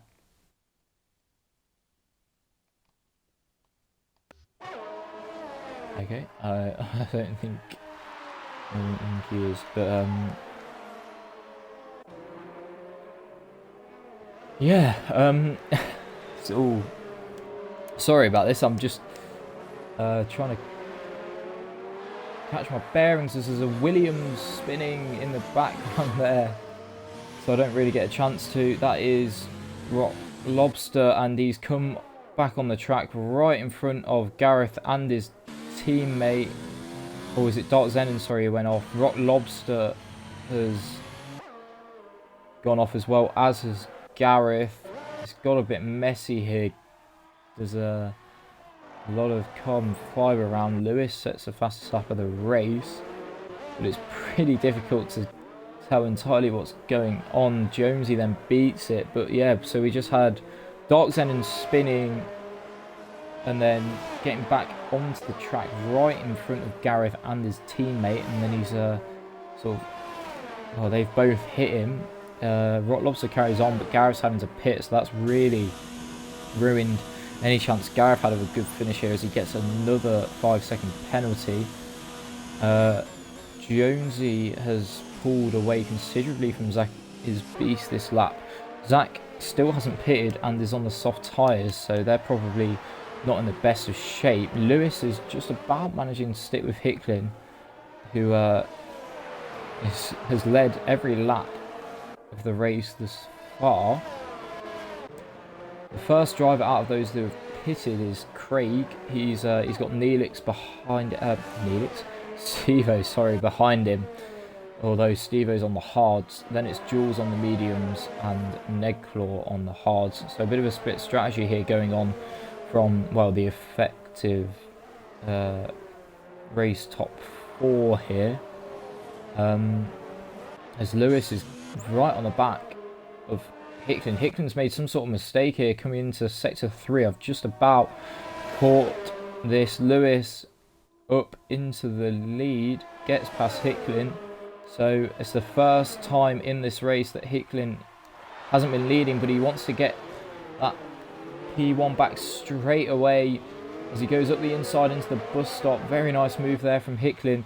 Gets the lead back, but all this battling is allowing Jonesy to catch up. Zach is beast there, peeling off into the pits in the background. He's going to come out probably in around about 11th, perhaps just ahead of Rock Lobster. But Lewis is going to be coming back at Hicklin here surely. He's got the run up Rouge and Radion, and he's going to get the DRS here. Is he close enough to make a move? I'll go on board with him. It doesn't look like it. He's just going to have to stick behind for now. And Jonesy, all the while, is catching up to the front two. Scott Laney getting a penalty as well. Jules is gaining on Steve-O now. Steve-O's actually caught a little bit of time up to Craig, but Jules is gaining on them both. He was nearly in Steve-O's DRS there, so I'll try and keep an eye on that, see what's going on. Crush is on the back of Scopes here. He's basically passed him already. He's got the DRS, he's got the softer tyres, and Crush then up into 12th place. probably looking to try and take those softs to the end. Zach came out in 10th, like I said. Rock Lobster pitted as well, so they're both now on the mediums, looking to go to the end. Having said that, there's still a very long way to go in this race, so I wouldn't be surprised if we see something else kind of drastic happen. As I'm trying to get Merckx back in. Ned Claw gets a 5-second penalty, so there's a lot of penalties here. It's really going to mix up the finishing order, because I just have no idea really who's got what, how many penalties people have, and I'm going to try and get Merckx back in.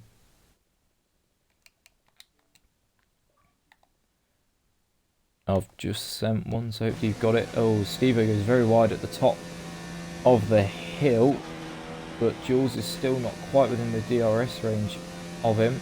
So at the moment, this is the closest battle on track, bar this battle for the lead, which is soon to become a three-way battle, as Jonesy is catching up rapidly here to the back of Lewis, who has been battling with Hicklin for the last few laps here for the lead of the Belgian Grand Prix. Be interesting to see when these guys come into pit. I'd imagine it will be relatively soon, or they may be trying to wait for a safety car, as Jonesy nearly causes one himself, loses it and goes onto the grass, and all his hard work there, gaining all that time to the top two, has been undone, as he's lost, well, a considerable amount of time from that. As Lewis is closing into Hicklin once more. Stay on board with him, although I'm going to quickly switch to Scott Laney, as he looked at the inside of Ned Claw into Blanchimont, but he backed out of that considerably and thought better of it. So I'll just switch back quickly here to see if there's going to be a change for the lead. Hicklin seems to be getting better traction out of turn one than Lewis, but Lewis will have slipstream DRS in full effect, puts the battery up into overtake. Doesn't seem to be gaining too much here, and actually can't quite get the move done. He has to back out of that, as Scott Laney is coming back again for another go at Ned Claw, but again I don't think he is going to be close enough here to go for the move. These are the two closest battles out on the track at the moment. Well, Scott Laney's sliding around a bit, losing it on the power perhaps, but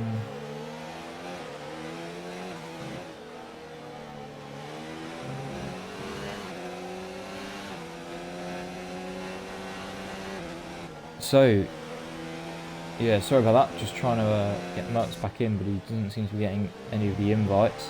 We've now got Jules right on the back of Steve-O here. Could we see Jules move up into what would be the net P2 in this race?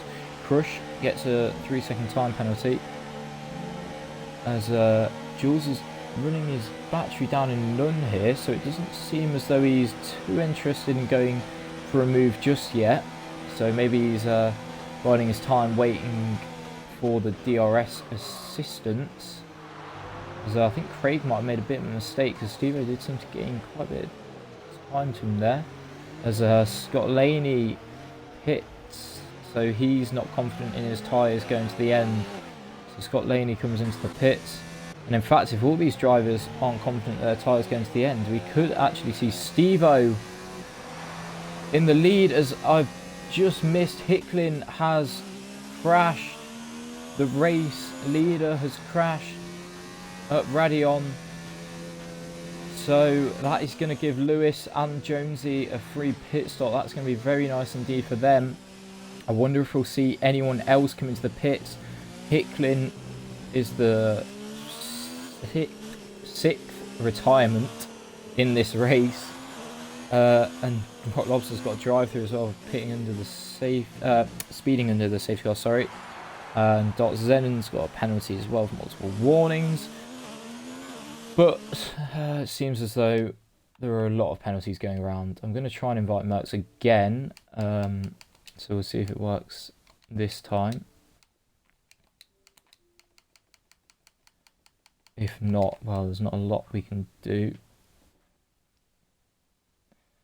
So then,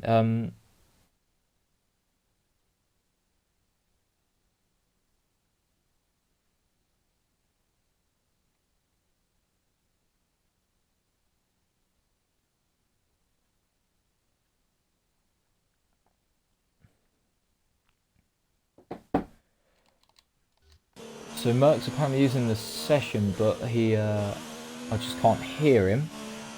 Jonesy has just picked up a drive-through for speeding under the safety car, and that is going to be crucial for his race because he is now going to have to pit on the second time round. Lewis pits presumably for the softs, although you can't serve drive-throughs under the safety car, so actually that's going to hamper Jones even more.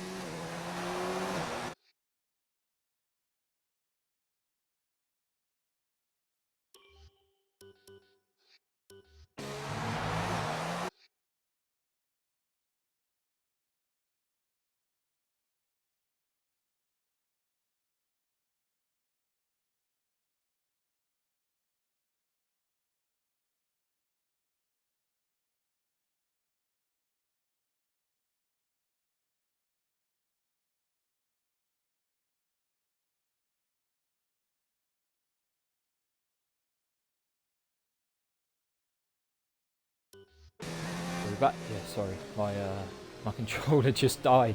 So Lewis has pitted. He's onto the softs, as is Jonesy, as is Jules, but Jonesy has a drive-through. Craig has the lead of this race, but he's on 13 lap old mediums. He's got Steve-O behind on 13 lap hards, so Steve-O's going to be in perhaps a better situation than Craig with regards to tyres, although Lewis is going to be in a much better position than both of them. You've then got Jonesy, but he's got a drive-through. Zach's on the mediums, 4 laps old, so he's also going to be pretty quick. Who else have we got? Jules, he's pitted for fresh softs. Scott Laney's fresh softs. Zenon fresh softs. Nedclaw fresh softs. Scopes, he's on 7 lap old mediums. And then you've got Crush, V-Dubs, Gaz and Gareth, they're all on fresh softs as well. But considering I've seen about 1,000 penalties being dished out, I'd imagine that the finishing order on track is not going to be anything like what the final results will be. I'm going to try and get Merckx back in the party and see if that way I will be able to hear him.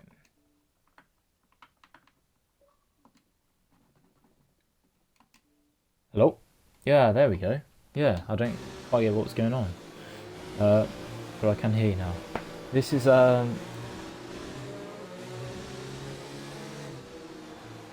You couldn't hear me for some reason. It made no sense because I was talking, but Craig couldn't hear, pits. which is odd. But So Craig I'm pits finally as well. back in.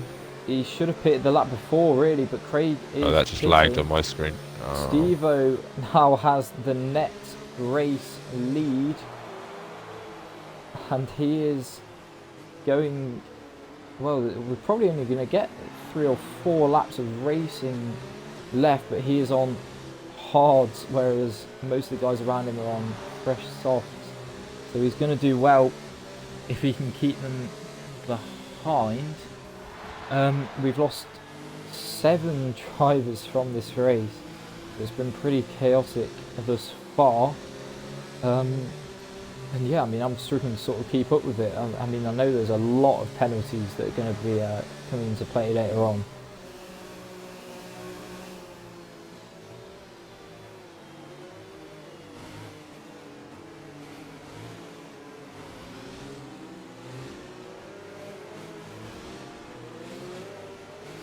I'd imagine the safety car is going to be in this lap, and that will give us 5 laps of racing then at the end of this race. I mean, you've got to fancy Lewis from here, surely, with the fresh softs right behind Steve-O. Merckx, I think, disconnected again, which is a real shame. So I think I'm going to have to take this one solo for the end of the race. But I'll try and get him back in if I can. I'd like to see the safety car come in so we can get a bit more racing done, because I mean, I think we have pretty much had about half the race now behind the safety car. But yeah, I mean, it's definitely going to be all to play for still. Steve-O, 14 lap old hards. He's going to have a real task keeping, well, a lot of these guys behind him. But, you know, stranger things have happened. So, there you go. Yep, safety car in the slack. Crush as well, picking up another penalty. Safety car, I believe, is going to be coming in, so it'll be Steve-O here to control the pace on the restart. Although having said that, he's coming up to it quite quickly, so maybe the safety car isn't coming in this lap. We'll have to wait and see. I'll stay on board with Steve-O just to see if the safety car does peel off into the pits or whether it stays out. No, it does come in. So here we go then. Steve-O's got Lewis right behind him. Zach, his beast, is out. What's happened there? Oh, he's lost it. Coming into the bus stop. I'm not entirely sure what has happened. But we got Lewis right on the back of Steve already. Although Lewis just come into a bit of contact there. Just coming out of turn 1. Lewis is surely going to... Oh, Steve-O losing the car a bit there and picking up a penalty for it. Scott Laney also getting a penalty. Lewis has got the run on Steve-O, but I don't think he's going to go for the move. No. So Steve-O remains in the lead at the moment. He could have done with not picking up that penalty, because I don't think he had one thus far. You've got Jonesy in third, but he's got a drive through. So we've now lost 8 drivers from this race as Zach, his beast, is out. Lewis going for the switchback through No Name here. He's looking up the inside into Puon. Steve-O backs out. Smart driving from him. I think he knows that his battle isn't going to be with Lewis, as V-Dubs is also out. V-Dubs, I think, has just retired on track. So he's going to be in trouble with the stewards for that one, I think. So Jonesy, I believe, will have a penalty. So that's going to give Steve-O a little bit of breathing room, as Jonesy almost loses it as well.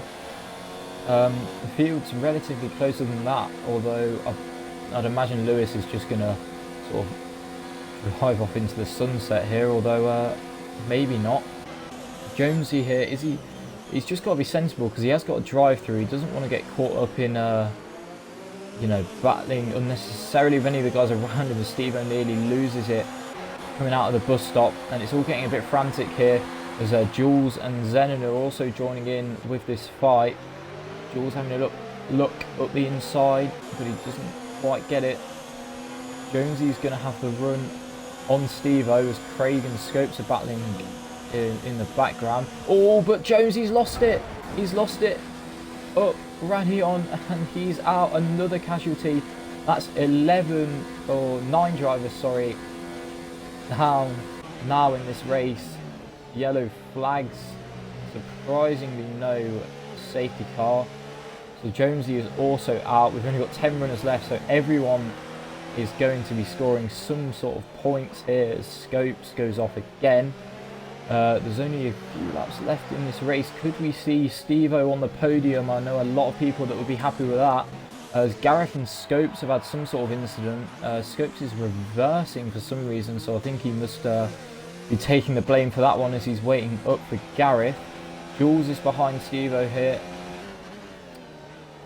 Could we see Jules move up into P2? He's not had the best of luck this season, Jules, but I'm sure he'd be pretty pleased with a podium. So here we go, coming into the final sector.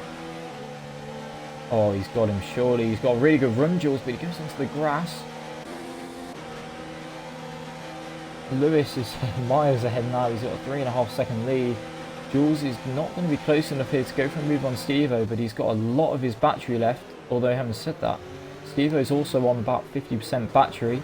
Dark Zenon now getting extremely close to the back of Jules as Craig hits up a penalty. But the penalties galore at the moment. Dark Zenon then. Is he going to have a look? But Jules gets quite a nice run out of turn 1. But as does Jules. Up the hill, Zenon loses it a bit. Steve-O gets another penalty. Could that cost him a chance at a podium here? Because Jules isn't going to be close enough at the moment to go for a move on him. Nightclaw, meanwhile, getting past Scott Laney. So Nightclaw moving himself up into 5th. Yeah, I'm trying to, again, keep track of it, but there's a few really good battles going on at the moment. Jules is, again, gaining time to Steve-O through this middle sector. Is he going... Oh, Steve-O wide through P1. I was going to say, is Jules going to be able to get past him this lap? Because, yes, he goes all over the shop a little bit, kind of off the track. Jules nearly... Oh, I was going to say nearly hits the back of Steve-O, but it's because he's got Zenon up his inside. So Jules does well, actually, to hold it around the outside. This could get a bit messy here as Jules gets a really good run into the final sector, taps the back of Steve-O. They're going side by side here into Blanchimont. Is Steve-O going to back out? He tiny lift off, and then he kind of gets the wash of dirty air there. Zenon's round, Zenon spun, and he spun right in the path of Craig and Crush, and they've just avoided him here. So a spin for Zenon, the championship leader, although he's going to extend his lead as it stands. Nightclaw now is right on the back of Steve. He's going to get the DRS, and he's sort of come from kind of a really kind of under the radar position in this race. Not really seen much of him, but it looks as though Nightclaw does have a chance, and I've just given him the commentator's curse because we've got another... Oh, he's a spun, but he's not out. He's managed to keep it going somehow. Steve-O gets another penalty, so that's 3 and 3 laps for Steve-O now. It's all kicking off really, so Nightclaw somehow managed to keep it going there and not lose a wheel. Lewis, I mean, until penalties come into the mix, you'd say Lewis has got this in the bag. He's got a 5-second lead to Jules. Steve-O holding his own though in P3, and of course penalties all to play for, so this could shake up the finishing order. We've got a pretty nice battle here going on behind between Scott Laney, Crush and Craig, so there's a 3-way battle here for P4 as the field's really spread out since the safety car restart. We've had quite a few spins and an incident or two, and that's meant that everyone's really spread out as Crush is going to get a bit of a run here on Scott Laney down the back straight. I wonder if we'll see a move into the bus stop. Haven't really seen too many of those yet today. Crush goes into no ERS, and he's probably just waiting actually to get the DRS. Steve-O gets another penalty, so Steve-O's got 14 seconds of penalties in the last sort of 3 or 4 laps, unfortunately, so that could see his chance at a podium gone. Crush is going to get DRS here on Scott Laney, so we could see a move here for P4. Scott Laney got quite a nice run out of turn 1 though, so we'll see if that can keep Crush at bay. Crush gets a time penalty, but he's got a really good run with the DRS on Scott Laney. Craig's too far back to get in the mix, but Crush will make the move up. Nightclaw pits from, I believe it was 7th place. Zenon gets another penalty. So Nightclaw pitting for the soft seems a bit unnecessary perhaps. Maybe he could have limped round, but I don't know. I'm not one to judge. Lewis has, well, ran away with it. 6 seconds now in the lead to Jules, who's in second. Gonna keep saying it, but of course penalties still very much in the mix here to decide. The finishing orders, Craig picks up one. I think this is the most penalties I've ever seen in a race, to be honest. As we've got, yeah, Craig is really pushing. I think he's trying to even go for a move on Scott Laney, but he didn't get the best of runs there at the end of the second sector. And he's a little bit wayward on the exit. It's going to be Lewis then to take the win in what's been an absolutely mental Belgian Grand Prix. So Lewis takes the checker flag, he's going to win. It's going to be Jules in P2 on track. Steve-O third on track, but I think he's going to lose that to Crush and Scott Laney and Craig, and Scott Laney takes the podium, so it's a 2-3 for the Toro Rosso team. Steve-O, he had his chance at a podium there, but he got a lot of penalties in the last few laps, and that's really what's cost him. It's going to be a McLaren 6-7 then as Gareth rams the final corner. So some solid points there for the McLaren team. Zenon, the championship leader, extending his championship lead, funnily enough.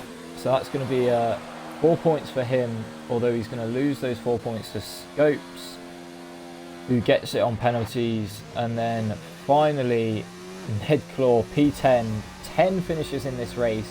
An absolutely chaotic Belgian Grand Prix here for SLR Division 3. And now it's time for the podium interviews.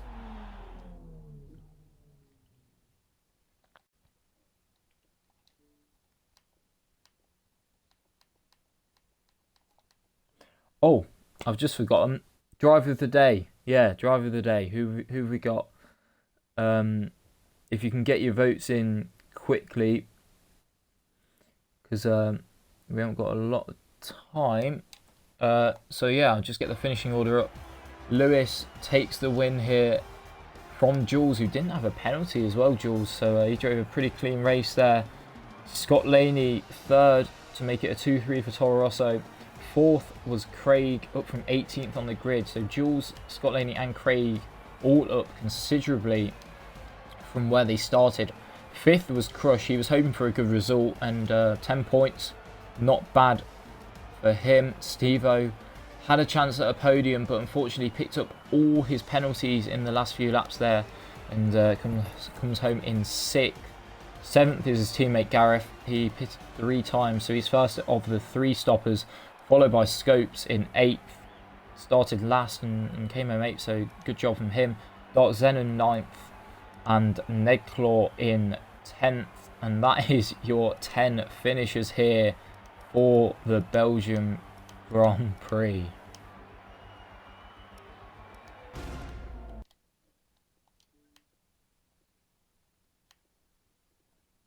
And I will try and get the top 3 in the party.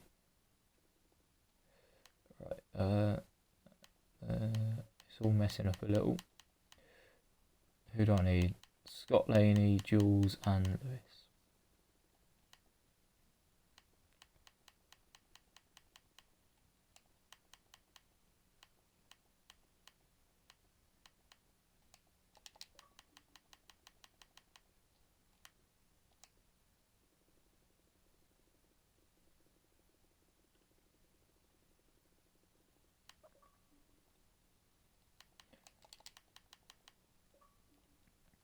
Where's Jules at?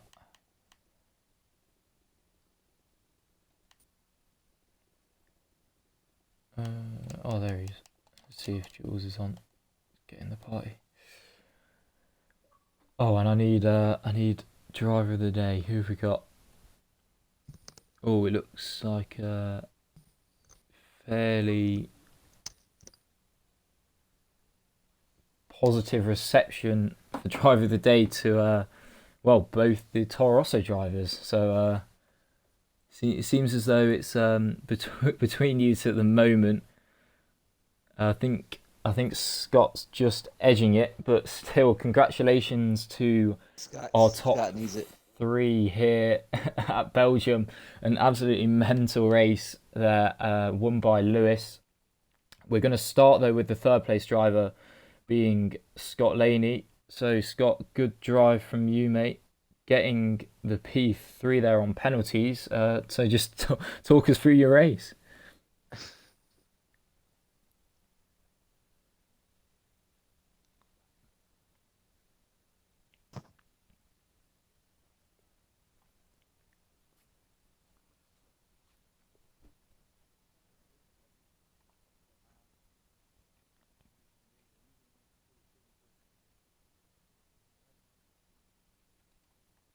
Yeah, I was slightly skeptical of the strategy starting on the hards, but seemed to work out for you. So what do I know?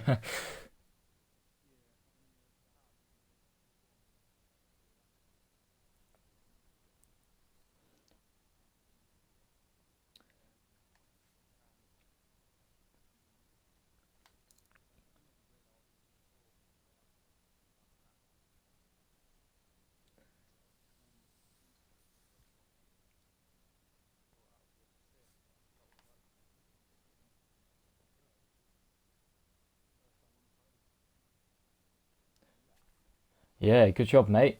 So Jules, solid drive there, second place for you, mate. Um, Sort of under the radar a bit, as was Lewis, the winner. But yeah, I mean, I saw you get involved in a couple of collisions there, including I think it was with Deadpool, was it after he spun? So you did well there, I think, to recover and a solid drive from you. Also, I believe the only driver to not get a penalty as well. So good job on that. Thank you, thank you. That's all I got to say. Laney with the driver of the day. Yeah, yeah, good job. Good job on that as well. Lewis, Making it congratulations. 2-3 for Toro Rosso. So some really solid points there. And yeah, finally on to Lewis. Again, a bit of an under the radar drive. Didn't see too much of you. Sort of kept it calm, kept it cool, whilst everyone else around you seemed to bin it. But yeah, really good drive from you. And again, just talk us through your race. So yeah, it was a.